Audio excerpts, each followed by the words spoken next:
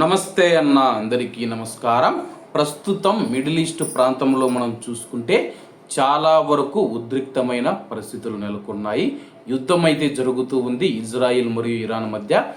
ఈ నేపథ్యంలో కువైట్లోని కొంతమంది ప్రజలు ఎవరైతే ఉన్నారో భయభ్రాంతులకు గురైపోతూ ఉన్నారో సోషల్ మీడియాలో కూడా కొన్ని ప్రచారాలు వస్తూ ఉన్నాయి.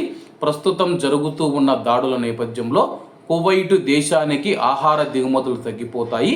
దీనివల్ల కువైట్లోని ప్రజలు ఆహార నిల్వలు ఎక్కువగా ఉంచుకోవాలని చెప్పి సోషల్ మీడియాలో ప్రచారం జరుగుతూ ఉంది.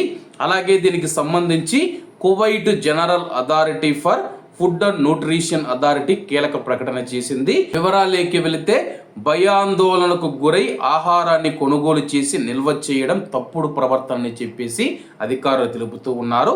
ఎక్కువగా ఆహారాన్ని కొనవలసిన అవసరం లేదని చెప్పేసి కువైట్లో సంవత్సరానికి సరిపడా ఆహార నిల్వలు ఉన్నాయి, ఎవ్వరూ భయపడవలసిన అవసరం లేదని చెప్పేసి అధికారులు తెలుపుతూ ఉన్నారు. భయంతో పెద్ద మొత్తంలో ప్రజలు ఆహారాన్ని కొనడం వల్ల కువైట్లో ఆహార సంక్షోభం వచ్చే అవకాశం ఉందని చెప్పి, ఆహార భద్రతకు ముప్పు వాటిల్లే అవకాశం ఉందని చెప్పి అధికారులు హెచ్చరిస్తూ ఉన్నారు.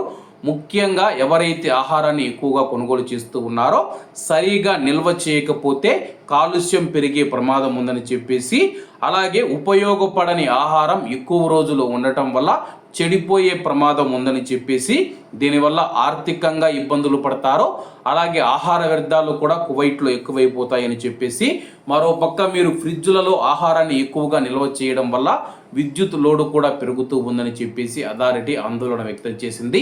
కువైట్లో ఉన్న ప్రజలు ఎవరూ భయపడవలసిన అవసరం లేదు. కువైట్లో సరిపడ ఆహార నిల్వలు ఉన్నాయి.